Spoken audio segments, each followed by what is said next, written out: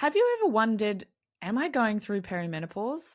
How do I fall pregnant when I'm in my late 30s? Are my symptoms normal or are they just common? Well, on today's episode of the podcast, we're joined by Nat Kringoudis. She's a trailblazer in women's health and hormones with degrees in health sciences, Chinese herbal medicine, and acupuncture. She's also the founder of Melbourne's renowned natural health clinic, The Pagoda Tree, where she's supported over 30,000 plus women on their health and wellness journeys. She's also a best-selling author of over 4 books, hosts the Wellness Collective podcast, and is the founder of Embody and Daisies Australia. Her mission is to empower women to understand their bodies, demystify hormones, and adopt an integrative, holistic approach to health by blending Western and alternative medicine. In today's episode, we talk about HRT, about stress, and how you can help navigate that perimenopausal phase in your life with more ease.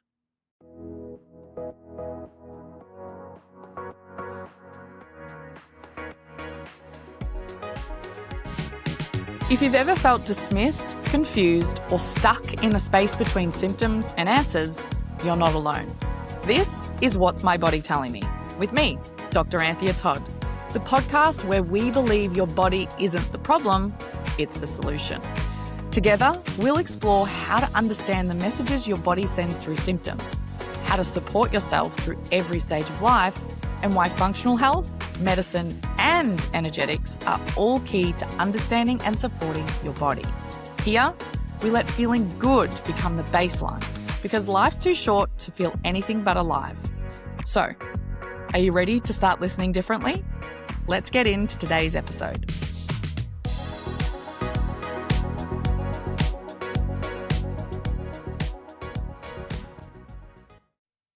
Welcome back to the What's My Body Telling Me podcast. Today, I am joined by the wonderful Nat Kringoudis. I was just talking to her off air about the first time I came across you was probably about 10 years ago when I was at university, and my sister-in-law was actually working for you randomly. So it's a bit of a full circle moment. So Nat, welcome to the podcast. That's crazy. Thank you so much for having me. Time flies when you're having fun, right? It does. I cannot believe it. But for the guests that are listening that might not have heard of you, if you could summarize yourself, what do you do and what are you passionate about helping people with? Yeah, that's a big question. We really started off in the industry. My background's Chinese medicine. 20 years ago, which is a really long time. We really started with fertility. It was the question that every patient had. Nobody had answers. I think we were doing a lot of symptomatic treatment. And this is 20 years ago. It's a very different landscape when it comes to what you and I do today. It wasn't accepted. It was very taboo, and you almost weren't allowed to talk about it. And so we started talking about it, and I wrote my first book, which was called Well and Good, and it was a fertility forward book with, everything that we talk about in terms of all the things that you can do to support your fertility. And whilst I was writing it, I had this epiphany. I was like, gosh, we really need to fix this before it's broken. We're speaking to women who are in their mid-30s that had no idea that the pill masked things and that they're left with symptoms when they come off. And so anyway, then we kind of went into this teen kind of angle, and that was really interesting. Wrote a book for teen health. Extremely interesting, actually, because marketing a teen health book is pretty much impossible, as we found out. I was thinking, because teens probably wouldn't want to read the book. It's more like to their mum that's reading it for them. Well, it's for them. I think the mum would buy it for the teen. It was very much the feedback we got from that was, this is so great. It's all the things I didn't know. And now I feel equipped to support my teenager, but I also have a resource for my teenager that was more than I don't know what you got, but my education was like a 15-page pamphlet and didn't really do much. So we went forward with that, and that was great. Like, that book sold out. It's out of print. We're in the process of reprinting it 6 years later, which I think the landscape has changed again. But then really what that did was it just opened us up to women's health in general. We're not niche anymore. I see young girls from the age of 5 or 6 where we might be seeing precocious puberty right through to women who are post-menopausal. And whilst it makes it much easier to have, a real niche, like fertility was easier teen health was easier. Now we're just sort of helping women across the board. And I think it's also lived experience. I'm at the age now where perimenopause and menopause is my, where I'm at. So having those conversations now, I can have them from a place, not just a clinical experience, but personal experience as well. And I think that really makes a difference when it comes to being able to connect with your community. Absolutely, and I'm well, following you on Instagram, I know you have a teenage daughter as well, so it's like I hear a lot of my patients go, "Oh my gosh, it can be sometimes a bit of a nightmare in the household if you've got a perimenopausal woman and a adolescent woman that doesn't necessarily have her hormones balanced. It can be sometimes a bit uncomfortable for everyone else in the house." I was just so determined for that not to be our reality. Firstly, navigating Livia's 17. So I feel like we're kind of in the thick of that. And that's actually been delightful. I was determined to have a delightful experience with my teens because everyone told me how bad it was going to be. And I think also I was pretty naughty. So I just expected them to be the same. Mm. Um, so that kind of, I feel like we got that somewhat. There was awareness around it, and I kept thinking, what can I do to make sure that doesn't happen? And then now me living, and I'm 46, I just keep reassessing every single cycle now. For me, I'm like, okay, let's reassess. And can I be truthfully honest? My hormones are better than they've ever been, which is, it's a fun game to play. It's a little like, how do I get to be the guinea pig here for everybody else? And that's my plan, really, is like, Oh. how can I keep hacking? What do I need to keep doing? I'm not ready for that transition mentally either, I don't think. So let's just see what our bodies do when they're supported in ways that they need in this modern environment, which I think is the challenge that women really haven't yet pieced together. That's the missing challenge.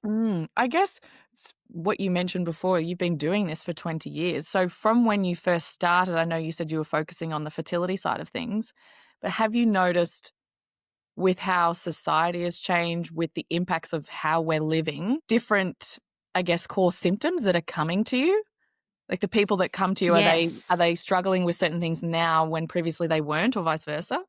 absolutely. I think menopause traditionally, women that I was seeing, and it didn't mean just because we were treating fertility, we weren't treating hormones. We were. Um, Traditionally, the classic hot flushes, low libido, dryness, those real low estrogen symptoms were what we were seeing. I was still treating women for fertility in those perimenopausal years. So perhaps it was that they were already being supported, so they weren't seeing the symptoms that women are reporting now. But I Mm, am absolutely certain that the symptoms that we see now that women are talking about in their 35 and onwards years are a direct result of our lifestyle and environment, for sure, mm, undoubtedly. And that has mhm. changed. So we weren't seeing that before. And what am I talking about? I'm talking about, if we look at what our hormones should be doing in this phase, we should see uh, periods that become, or cycles, I should say, that fluctuate. So they're still regular, they're still considered regular, but they're fluctuating anywhere between 26 to 34 days. That's considered a regular cycle. We should see lighter and shorter periods because, technically speaking, if you think about the hormonal decline, that should be what's happening. Mm. Um, and we often see night sweats before the period, which shouldn't be confused with hot flushes. They're not the same thing. So they're the typical things I think a lot of women would say that they are experiencing when their hormones are relatively balanced. They're the things that they're reporting. So What we're they're quote seeing unquote normal, or like what I call green flags in that stage of your life. Correct, Yeah. correct. What we're seeing is the opposite to that. We're seeing women with extremely heavy periods. We're seeing ovulation pain, which is a classic estrogen dominant symptom. We're seeing horrendous symptoms from ovulation. And what it's all pointing towards is obviously issues with the balance between estrogen and progesterone. But I think the reason we're seeing this is because, well, now we say, okay, progesterone declines before estrogen declines, Mhm. which I don't disagree with. But I think proportionately what's happening is because of our high cortisol, our high stress lifestyles, progesterone is being utilized to make cortisol instead. So we're seeing these, which is something that the body does, we're Mm, seeing these symptoms amplified because the tank's empty when it comes to progesterone, and estrogen just is like in excess proportionately. So mm, these are the things that we've been working on. And I really, really can vouch personally, as well as with patients, that when you have these clues and you can look at the month prior and scaffold for the next month, like, what do I need to do? Where did things go wrong last month? What did I feel? How did we have this feedback that we can adjust accordingly. It doesn't need to be an overhaul every month. I look at the last month and I go, okay, I see what happened there. And you make the small adjustments. mm. So they're the symptoms that I'm seeing that are a direct result of the imbalance, the hormone imbalances that women are presenting with. And we can see this too. We can test and see that this is what's happening. And I've tested myself and looked as well over the last couple of years. And it's quite interesting. I really, really feel like monitoring this and having the information is super important. The other thing I'm really passionate about is women are now expecting the worst. They're expecting to get to Mm. their 40s and feel awful. And it doesn't need to be that way. There's more information than ever before. So I really want to flip the script on that. You don't need to feel terrible. You can feel the best you've ever felt. You are going to feel different, but it doesn't mean it's terrible. And we're always feeling different at various phases and stages. It's the phase where we know ourselves more. We know what we need. We know what we don't like. We should be embracing all of that as well as our health and really using it as an opportunity to claim the best years rather than go, okay, now I'm becoming irrelevant in every way, Yeah, shape, and form. I think it's really interesting to see, like, and I haven't been in the health industry as long as you have, but just even in this last couple of years, what I can see in the algorithm that you get fed and all the books that are coming out and all the experts, I think it's amazing and great that there's so much more information, I suppose, about perimenopause and menopause. And it's not just about putting up with your symptoms, but sometimes it can sometimes feel like, oh, this is a diagnosis. You're being diagnosed with, oh, you're perimenopausal, you're menopausal. So this means you need XYZ different drugs. Instead of going, well, this is actually just a life stage that everyone goes through. Well, if you're lucky enough to go through it. So it's really interesting to be able to come from that perspective, which is, it sounds like what you're talking about there. So I'd like to go into, if someone is in that 35, say, age group, and they are starting to notice symptoms of heavy periods or irregular periods, and possibly they're noticing that and they've gone to the GP and they've said, here's a Mirena. It's often a thing that they're going to give you because it's localized progesterone for all those listening at home, localized progesterone to the uterus. It makes your periods less heavy and sometimes your period doesn't come. So what would someone who is around 35 years of age, possibly they're not done having kids or they want to fall pregnant and they're getting heavy periods and they're like, oh my gosh, is this perimenopause? Am I doomed for fertility? Like that type of person, what would you do with them? It's actually a really easy fix. In fact, this is what we do the majority. The majority of patients I see are this exactly what you're describing. And there's a few mechanisms that we really need to focus on. 9 times out of 10, the liver is a big player in the reason we're seeing a lot of these symptoms. It's because it's not able to detoxify hormones efficiently. It's not that it's not doing it, it's just not doing it efficiently as it should. Um, and so a Why is result that? of that is, why is that? Yeah, why? Again, it's modern lifestyle, it's chemical exposure, the toxins in our body products, our cleaning products, the pollutions in our air, our water quality, like so many there's so many avenues or ways that endocrine disruptors are making their way into our body Mm, that we're not even aware of. I think now most people will be aware of, clean beauty and using low tox products, or at least heard of it, environmentally better. But I don't think we're still, the penny hasn't dropped that these known endocrine disruptors compete with your hormones and really do impact the way that over time the liver can detoxify and eliminate waste. And hormones are one of those wastes we don't want to build up. mm, So I spend the majority of my time fixing three things: the gut, the liver, and the bowel. If I can fix the gut, liver, bowel, I can 9.5 times out of 10 correct a heavy bleeding. And why that is firstly, the gut is the first place that we metabolize estrogen. There's certain gut bacteria that we know do that. And the only reason we know that is because a study that was done based on women with breast cancer that was estrogen receptive. And they did a study and they could conclude that these women seem to lack this strain. It's called estroblome. So we don't have much more research than that, but we know that, and it's fair to say that if it's happening for estrogen, it's probably happening for other hormones too. But we know that the first place that this happens is the gut. So if the microbiome or the gut integrity is compromised, we have to start there. And that's not revolutionary. I don't think anyone's going, oh, you know what, Nat's saying everything starts in the gut. Like that's not, we know this, right? But I don't Mm. think we think about hormones in the gut. We think Mm. about bacteria, we think about overgrowth, we might think about a compromised lining or the integrity, but I don't think we've thought about this being a really important place to start when it comes with hormone regulation, especially excess hormones. When you're saying when you support the acid, the lining, that's supporting the gut's ability to be able to detoxify hormones. In a way, but Yeah. we really need those specific bacteria strains to help us do that. Now, we're not at a Mhm. place where we can just go, here's your estrobolome, off you go. We Yeah. need to just look at the whole, and we should be just looking at the gut on the whole. And I actually think that's a much better place to approach a gut protocol. Now, people will disagree with me here. I've been in the industry long enough to watch every protocol under the sun. Mm. And I think that the majority of them actually, especially where there's some type of elimination process, patients end up very unwell. It's a very long road to recovery. And it's not something that probably would recommend when it comes to fertility, especially. Deal with it later. We need Mhm. to just focus on building and supporting the gut on the whole. That's I'm come from the school of the building, not the eliminating. Yeah. And that's what I always, it's funny, you gravitate to what you like and what works. And so that's what we've found to work with patients. So it's just overall gut support, making sure that there's enough fiber in the diet. Fiber feeds the good gut bacteria.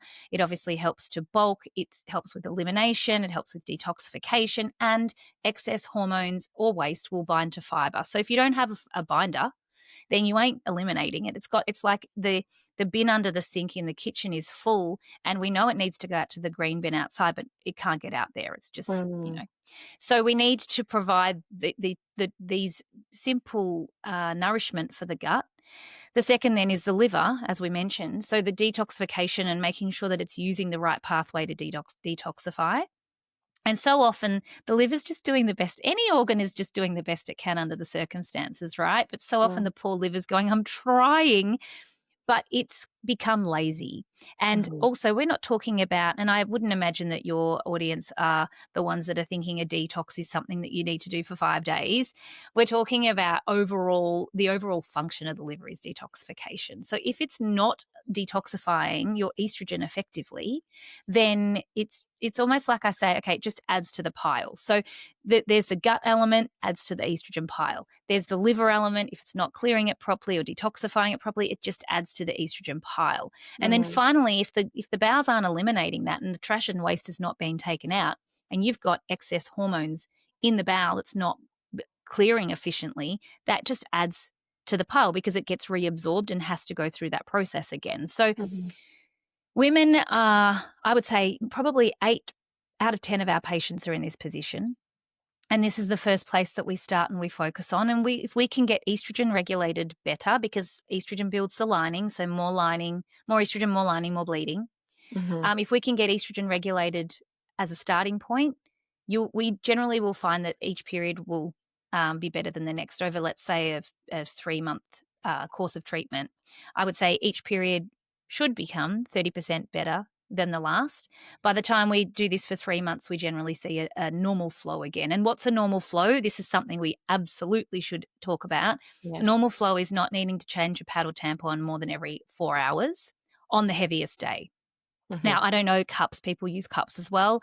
There's all different sizes, so that's difficult to kind of give that measurement. But the majority of my patients use pads or tampons, so that's why we use that as a measurement. And if you are leaking through that, that is also considered heavy.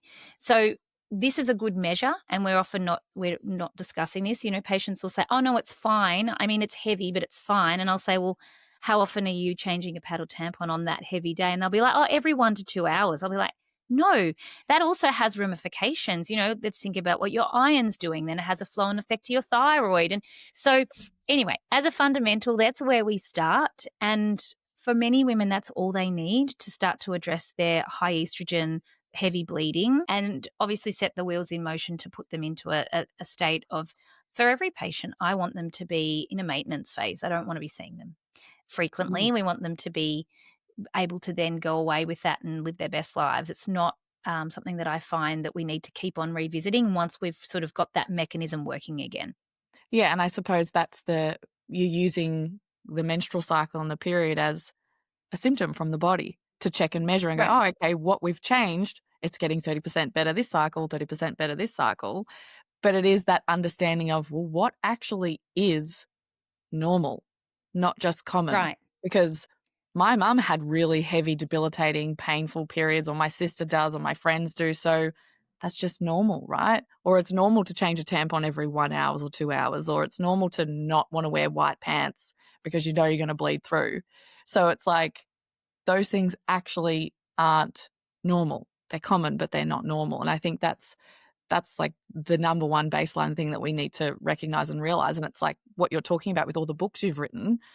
And what I talk about is like, let's just understand that first, because otherwise that's when these symptoms from our body keep going because we don't realize it's our body calling out for help. We think it's just, Totally. And what I've noticed also as a result of this is rather than women transitioning through menopause, perimenopause, and menopause, they seem to be stuck in this limbo because they've got too much estrogen. It's supposed to be declining, mm, and the body's really confused. And I will see women that will report symptoms for 10 or more years. Now, to your point, these symptoms are clues, they're common. So, these perimenopausal symptoms are common. Heavy bleeding is common. Is it normal? No, it's not. No, I don't, that's never normal. Any type of heavy bleeding is never normal. Um, to the same point with menopausal symptoms, there's a lot of common symptoms, but are they normal? If you have the ability to go back and you've got older generations still living, ask your grandmother. If you've got a great grandmother, please ask her, what was her transition like? And I can guarantee you it looked nothing like what women are experiencing nowadays, which then makes me start to question the treatments that are on offer, mm, because I'm not saying we should or we shouldn't. I do worry about the long term implications of what's currently being recommended for women because it doesn't take any of this into consideration. It just like we've used birth control in our younger years to control symptoms, we're now using hormones in our later years to also control symptoms. mm, And that to me is somewhat concerning. I don't think we've had enough time spent understanding this for women yet. So I'm not here to say don't do things. I'm never here to say that. I'm here to go, here's some information. You need to look at what's going to be right for you. And that's what we both advocate for. No one's here preaching saying you must do this and you must do that. Absolutely not. But let's have the information so we can make informed choices. Because just like birth control as well, not every woman is a candidate for birth control. Not every woman can take it. They don't tolerate it well, and they don't tolerate it for a magnitude of reasons. One being that they might be estrogen dominant. Secondly, their genetic profile tends to dictate what they can and can't tolerate. Much like that, we're finding that with hormones as well across the board. So we're finding some women can't take hormones, some women don't want to take hormones. And so where does that leave them? mm, And I'm here to also shout that from the rooftops. That doesn't mean that you're a lone rider out there like some sort of weird person, not at all. That we can use that information and you can still live your best life. We can balance and regulate hormones at any phase or stage. We just need to understand what we're dealing with to do that.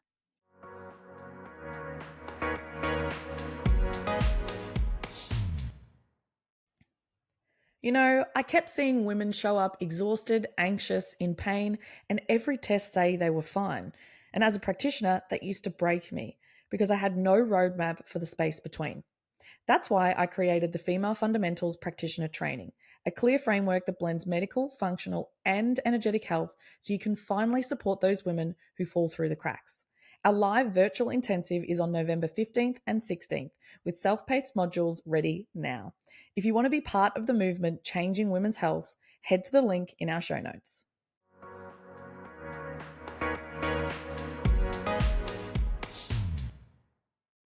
So when we go through into that transition, the physiological transition from perimenopause to menopause. Menopause meaning you haven't had a menstrual cycle for 12 months.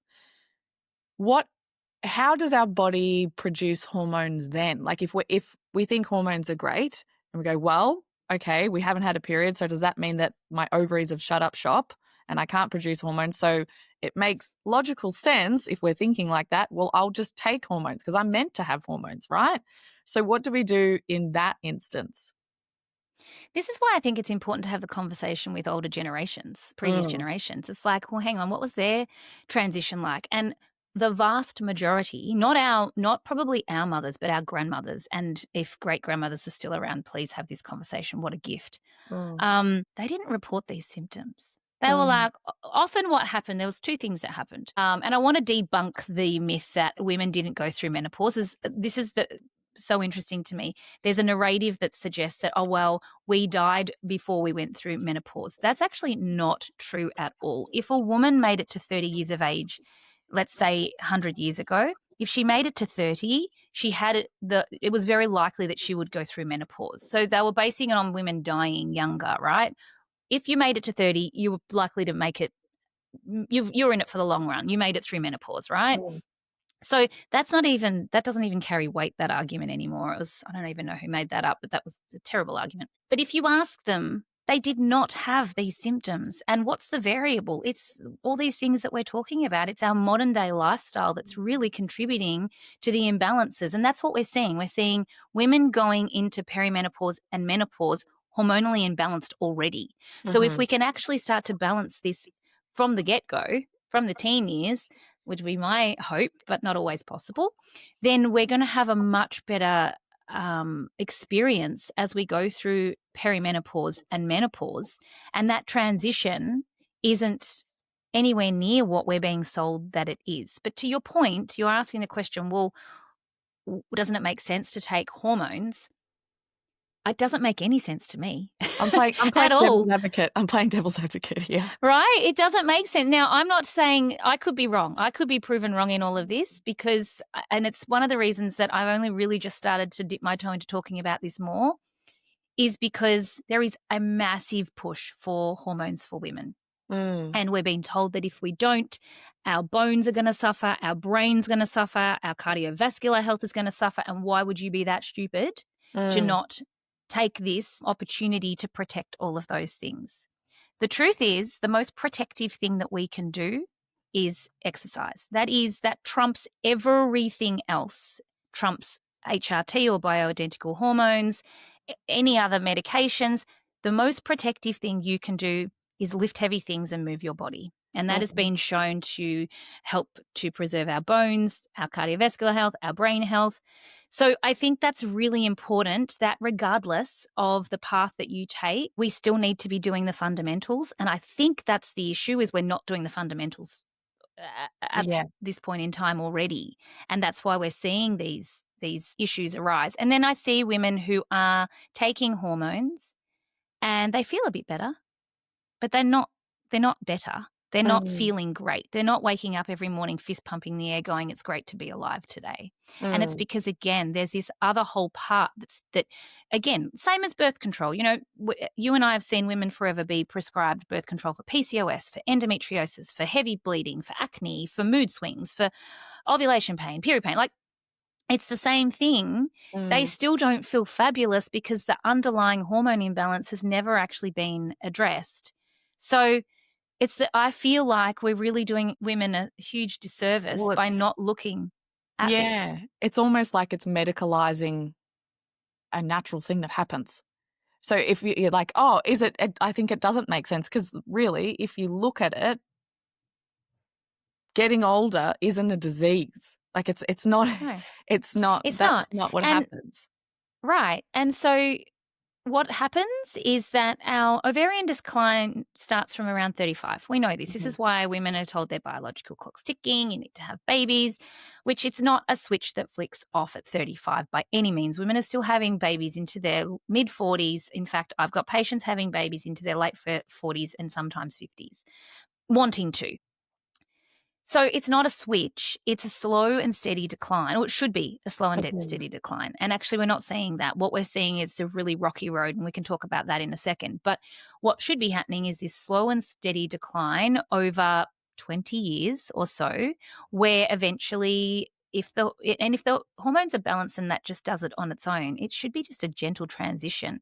Mm. Women may experience some hot flushes. They may experience, some shifts that some of the common things like, itchy ears or some vaginal dryness, but it's not this horrendous low mood, no libido, hair falling out, terrible skin. Like it It's not doesn't need to. debilitating to your life. It Yeah. shouldn't be, no, and it's still coming back to your hormones are not they're not controlling this. They'll follow the lead of our lifestyle. That's what Mhm. is happening here. So the conversation is not about more hormones. It's about regulating what's there, balancing out what's there. And, there's all sorts of arguments about you can't balance hormones. And I'm just giving you an example of regulating the gut, the liver, and the bowel to help to recalibrate hormones. Mm. So what typically happens is over those 20 years, the ovarian function declines. It then wants to the ovaries want to pass their role onto the adrenals. And the adrenals for a lot of women are going, you've got to be kidding me. I can't take this job right now because I am overworked. I am taking care of children. I'm taking care of parents. I'm taking care of a household. I'm working full time. I'm trying to run the school committee. Like we're Mhm. busier than ever. And the adrenals are just like, you've got to be kidding. So I feel like there's this dance between the ovaries and the adrenals where the adrenals are saying not now. And the ovaries are like, please can I hand the job over?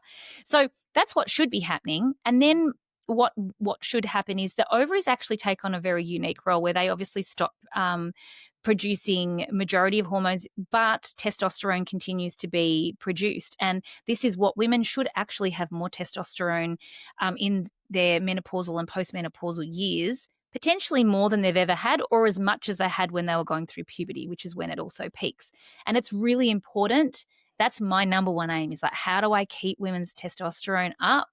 That I know when women have more testosterone, they will breeze through menopause. I was So gonna say, that's what are the my aim. symptoms of someone that has a healthy level of testosterone? I'm just thinking I see people and they're like, "Oh my gosh," I look in the rearview mirror and I see all my whiskers coming out of my chin and all these things like, "Oh, I Well, I hate don't think menopause it for should that." be an Yeah. overabundance of facial hair, but you might have the odd one or two whiskers. Yes. Um, I can it's a very interesting question because generally if we've got enough testosterone, we can easily build and maintain muscle. I don't think we should be trying to build, I think we should be maintaining at this point. Mm. Like it gets very hard to build muscle as we get older. So it's almost like I can't afford to lose any, I have to maintain this. So muscle mass is something that is a good measure of having enough testosterone.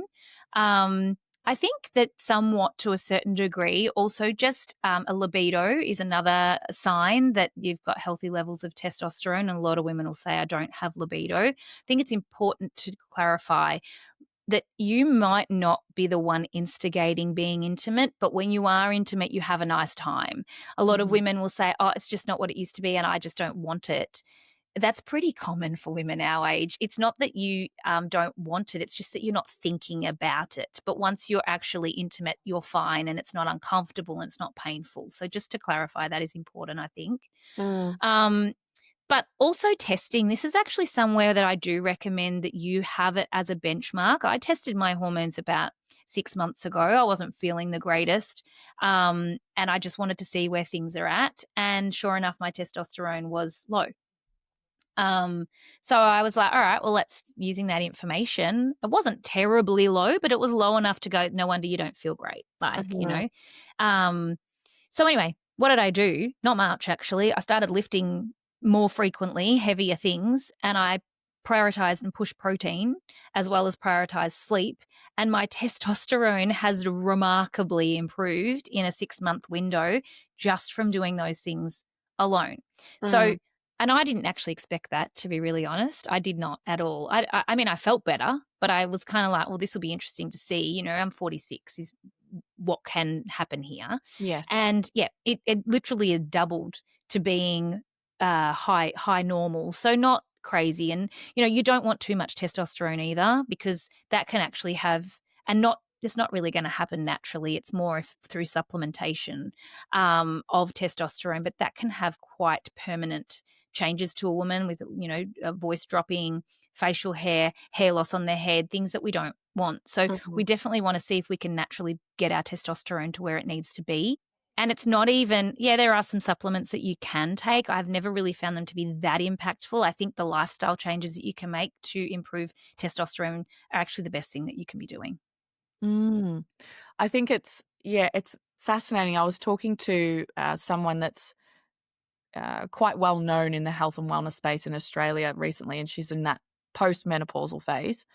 And she's just like, "Oh, I'm getting like my skin is really like getting affected. I'm noticing a lot more spots and I'm getting bruising and I'm just feeling a lot more fatigued and worn down and all these different things are happening." And she's like, she really doesn't want to take HRT. She's like, I would say the pinnacle of the most natural person that I would know in my life. And she's like, because, menopause is a natural, normal thing that happens. It's a physiological state that we go into. And I said, absolutely, yes. Also, what's going on in your life? You are running this very big business. You have multiple grandkids. Some of them have health challenges. You're looking after them. What's going on with your own kids? What's going on with your partner? There's a lot of different stresses that are happening in your life. But 100 years ago, 200 years ago, it was a community. And the more of the women that were older were like the wise ones, and they come around and they help look after the kids possibly, but everyone is there helping everyone.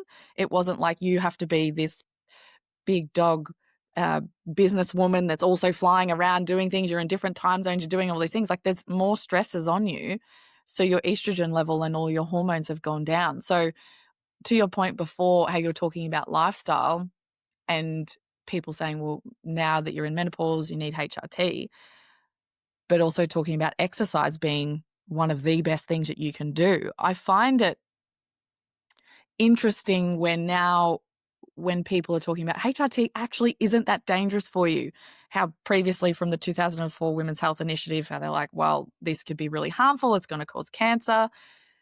Really what happened was it was taken out of context, and they confused what's called absolute risk and relative risk for what's going to happen. So basically, you can take HRT and that's going to cause cancer, but if you have 2 glasses of alcohol, it can do the same thing.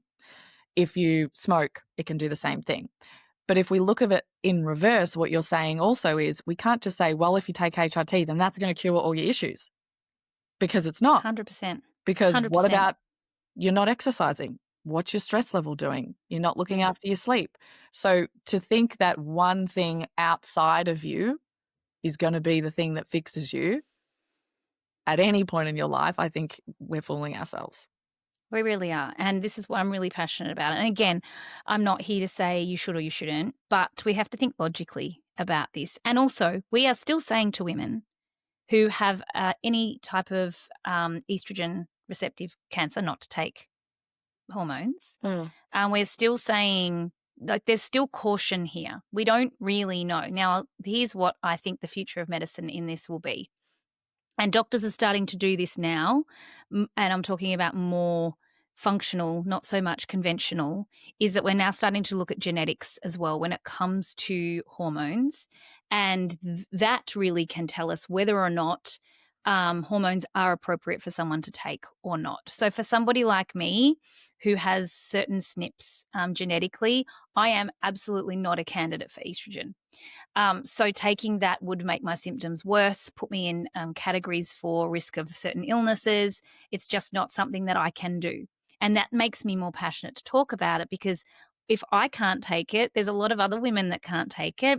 And that's like looking at certain SNPs like COMT and MTHFR and a few others that I have. Now, So that's different I to people that might have, say, a family history of cervical cancer, breast cancer, bowel cancers, some of those Right. genetic Yeah. So genes. there's Different. categories of people who can't take Mm, hormones. There just mm, is. mm. And again, we're looking at a one-size-fits-all approach. And even though we're saying, oh, no, it's personalized because, we'll give you the right amounts of hormones that you need. Okay, great. But we're still going, here's hormones and you should take them. And Mm. that's where I think it's a disservice to women, because they're not talking about all these other things that they need to be looking at that can move the needle as much. And I don't know, like I said, I don't think anyone really has the answers because we don't have a crystal ball. But Mm. I am really willing to be a guinea pig in this space and to see what I can do under the circumstances. I would like to approach my perimenopause and menopausal years without using hormones and see where that lands. Now, I might regret that, but I might not. And I think, given that I know that I can't take at least estrogen anyway, that takes that off the table for me, Mm. in terms of the what that As an potentially could have option. been. So Mm. I'm not even going to go there. But I do think this is what we'll start to look at, is we'll start to genetically look at people's makeups and be able to figure out, are you going to benefit from this or not? And if not, well, then what are you going to do? And that's all the things that I'm talking about, all of the other things. And to your point, you're 1000% correct. What we're not talking about is the nervous system and stress levels, which is the thing that has the biggest impact and influence on our hormones. Like I said, our sex hormones, they follow the lead. They're not out there leading the charge. There are bossier hormones out there like cortisol that lead the charge, and the sex hormones follow. Now, we need both, and we need them to be regulated. And that's, I think, what I spend far more time doing, is regulating women's nervous systems and their cortisol levels, than I do balancing their sex hormones, because the sex hormones will naturally recalibrate when we do that. Mm. But we are overextended. You're so right. We are busier than we need to be.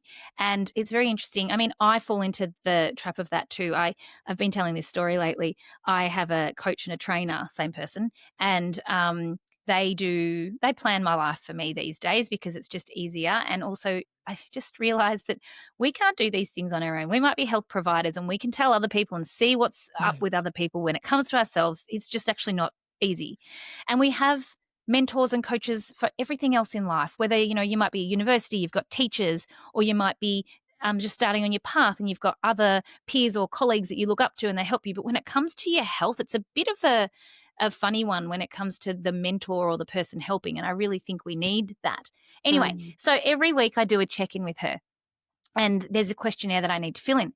And one of the questions is, out of five being the most, how stressed have you been this week? And every week I would put somewhere between 3 and 5, 3, 4, or 5, right? And one day I said to her, I'm like a real smart aleck. I'm like, who's putting 1 on that? Like, who are they? As if. And she started laughing. She's like, Nat, people put 1. And I'm like, really? People put 1? And it was just a real light bulb moment, check yourself moment. I was like, I should be putting 1. Like, this is what I'm teaching people. I haven't And done it's not anything else. normal. Like, It's that's the not thing. normal, Like, right? And when your this is a nervous problem. system gets Correct. normalized to that level of stress, you're like, well, that's normal. Everyone Right, has this. And right. you're like, no, they don't. But Anthea, do you know what? I haven't done anything different other than go, hell no, will I be a 3, 4, or 5? Like, that's not healthy. So what have I got to do to be a 1 or 2? I haven't actually done anything except for be aware of the fact that I don't need to be a 3, 4, or 5. I haven't taken anything off my plate. I haven't changed anything. I haven't adjusted my schedule. I haven't done anything other than shift my awareness in any given moment to go, how can I be a 1 or a 2 out of Mhm. 5? That's all I've done. It was me. I'm my worst enemy. Looking at things and doing the exact thing that I ask patients not to, is to reframe the busy and reframe it as, I get to do lots of things. And you know what? I'm Mhm. really freaking good at doing a lot of things because I've gotten to a point in my life where I've done lots of accumulatively done a lot of things over a period of time where I have added another layer. And here I am doing a lot of things, but I actually can do it with grace and ease rather than Mhm. overwhelm. And I would challenge anyone to see, how can I actually go about my day with grace and ease rather than the frantic energy. And just by the simple awareness and shift in that, that's all you need to do. It's not some grand announcement that you need to make to the world, or even your team or whoever, your colleague. You don't need to do anything. You just need to mentally clock it. Mhm. So that has been an absolute essential game changer for me. And I don't want to be a 5. I don't ever want to be a 5. That is huge. And that's something that I did for myself as well. My skin was my main thing. I'm 31 now, so I'm not in the perimenopausal phase, but my skin was like blood filled, so painful. I'd have to get like pins to get the blood out. It was terrible. And this Oh, was just before I was launching my book. I'm like, this is hilarious and also like not hilarious at the same time. Like, I'm the one here telling people to listen to their body, and my body's literally screaming at me. But it was that if someone had have asked me, "Oh, are you stressed?" I would have said, "Oh, like I've got a lot of stuff on, but like not compared to this part in my life in the past. I'm actually fine." But now if I look back now, I'm thinking, "Oh my goodness, you Right. definitely were." All of the different signs and symptoms. But one of the questions that I ask on my history form is, how often do you feel a sense of pleasure or play throughout the day? That doesn't necessarily mean that you're doing anything different.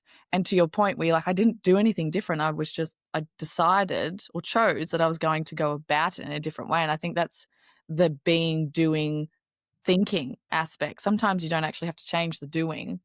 It's how you think Right. about it, or it's how you change how you're Absolutely. being in it. So it's one thing I love. Yeah, I've done the same thing, and that's been the biggest thing for me in my health. It's not setting aside 20 minutes to journal and meditate with your legs up a wall. Like, you can if you want to, by all means.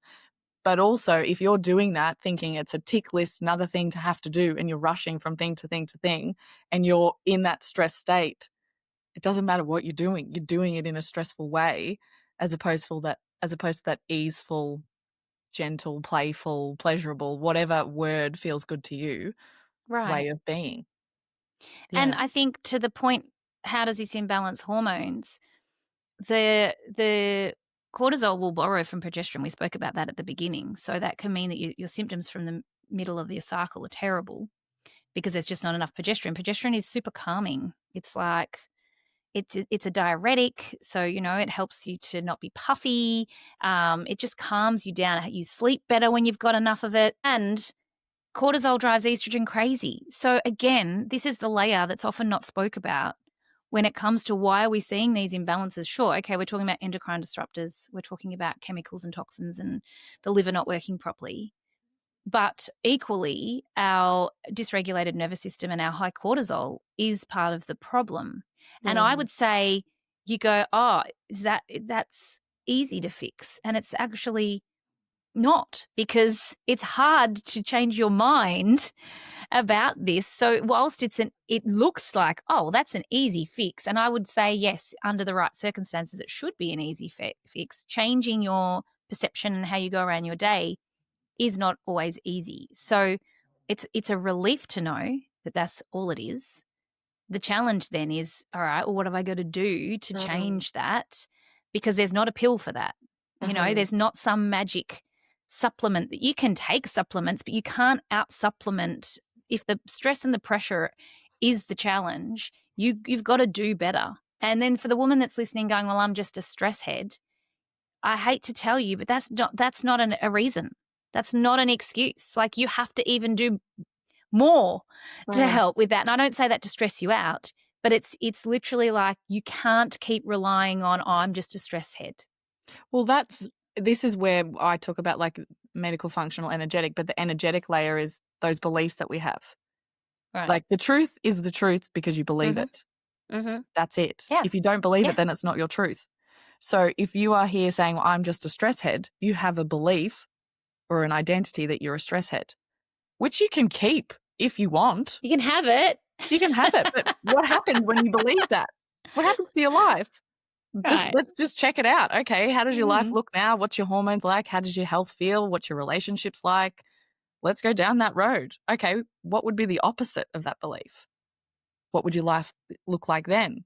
You can choose whichever one you want. So I think, yeah, it's really important to look at what are those beliefs that are underpinning the actions that we're taking, because then the actions that we're taking are having knock-on effects to our hormones and then what we decide to do with our health. And when you're talking about nervous system, I know you mentioned gut as one of those main pillars of the hormones. Your nervous system, when it's in that wired state, doesn't really want to digest things very well. No, It wants to absolutely not. protect Like, and it's fight. a whole disaster.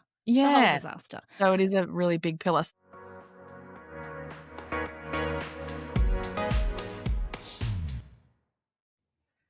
time for a body break. This isn't just a moment to skip, it's a moment to connect, especially if what we've been chatting about has stirred something up. Take a breath in and place a hand over your heart. And breathing out, connect to the beat underneath your hand. Can you feel it? This is your body's way of saying, I'm here and I've got you.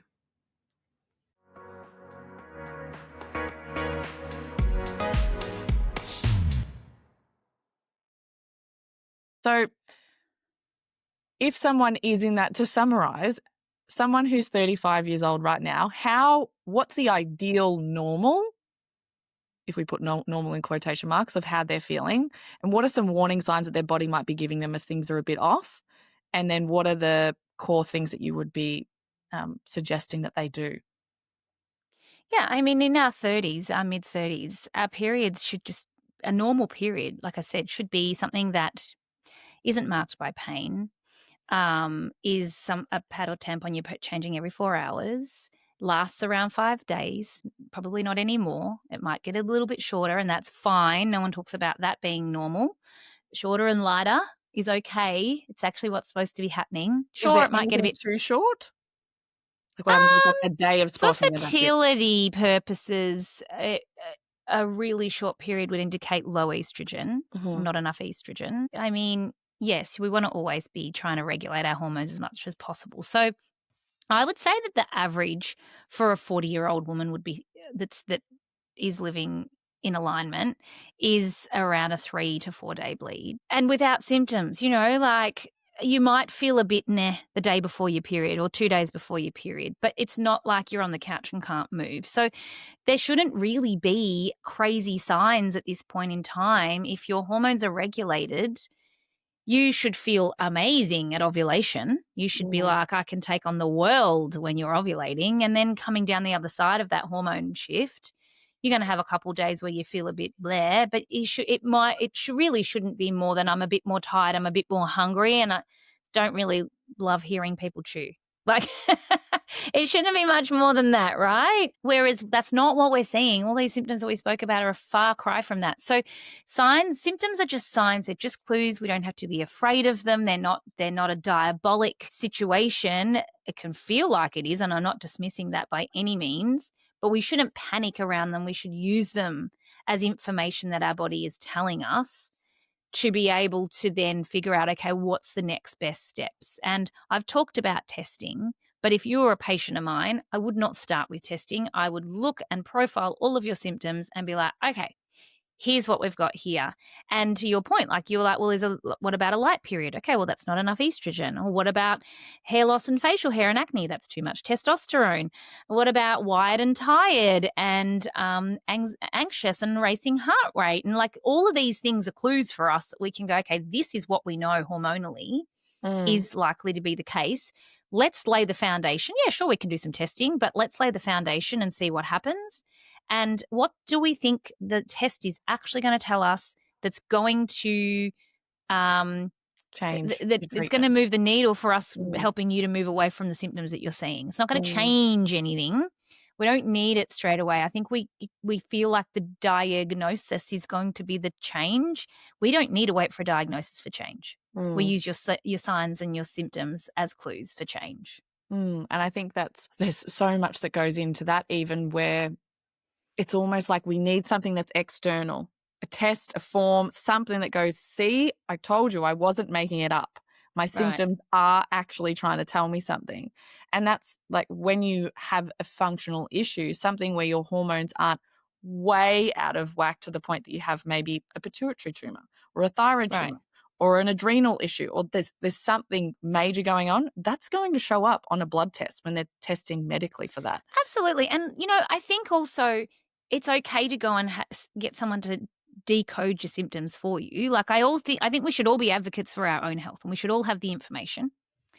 But also, if you sat with me and I profiled your symptoms, pretty quickly I can figure out what's going on. And if Mm. there was something that I was worried about, I would send you to the next best person Mhm. that you need to see.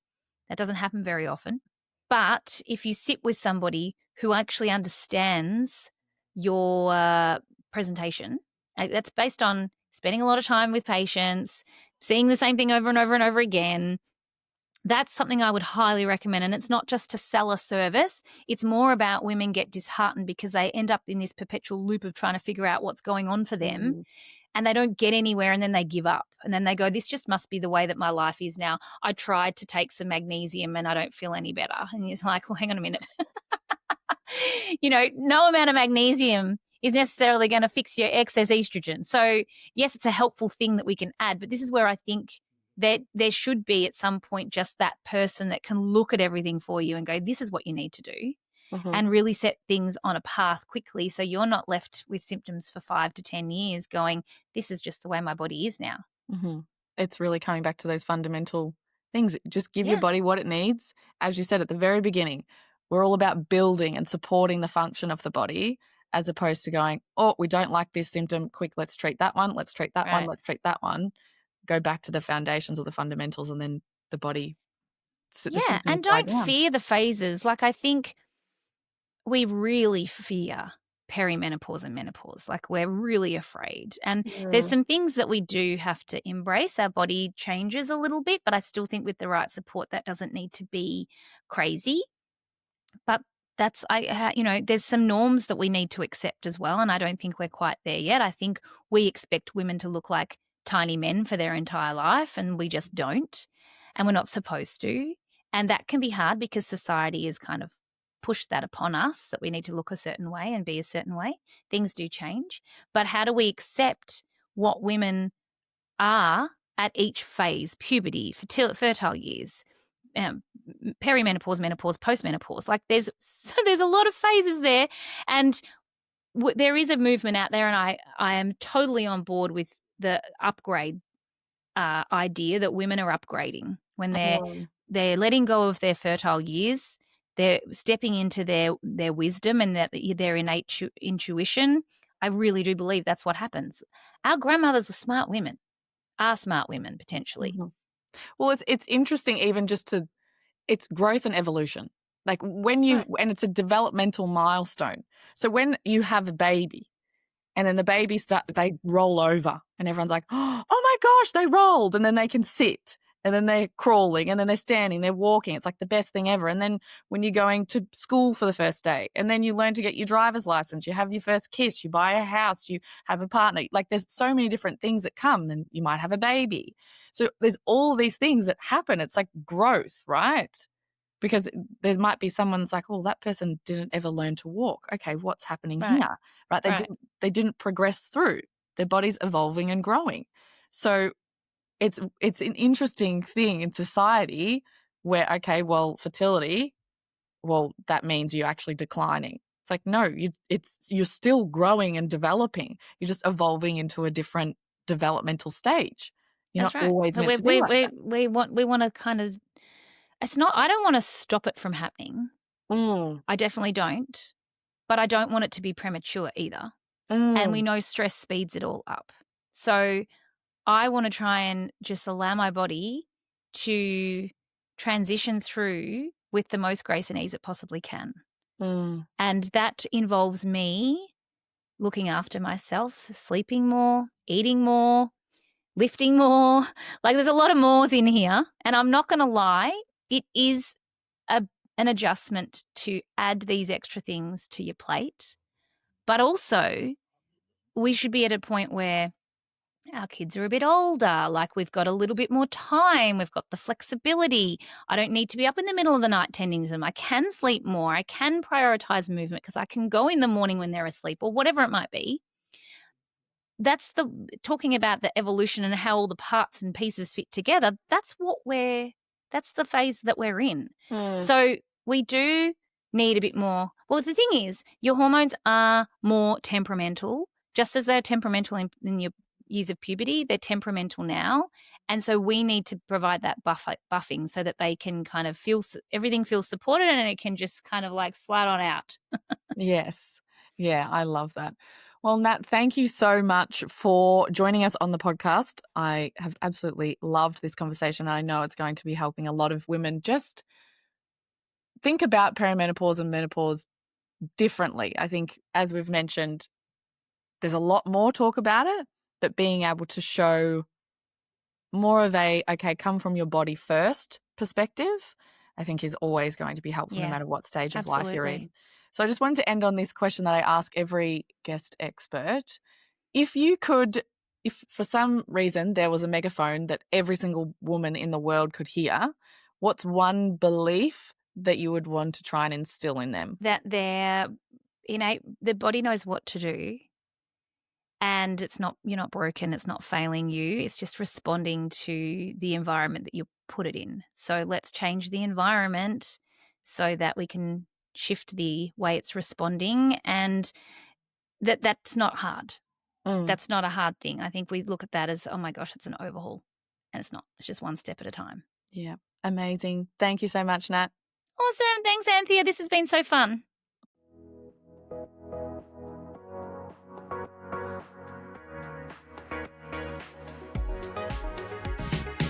If this episode resonated with you, take a moment to think of the woman in your life who might need this too. Maybe it's a friend who's been feeling exhausted, a sister searching for answers to chronic symptoms, or someone who just needs the reminder that feeling good in her body is her natural baseline. And if you haven't already, subscribing is the best way to spread this message and make sure you keep getting the answers and resources you need.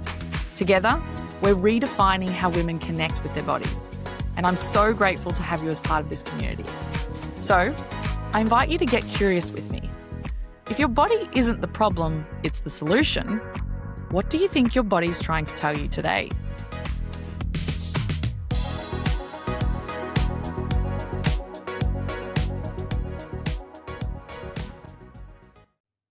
Please remember, this episode is for educational purposes only. Always consult a qualified health practitioner before making any medical decisions. Every body is different, and so is every healing journey.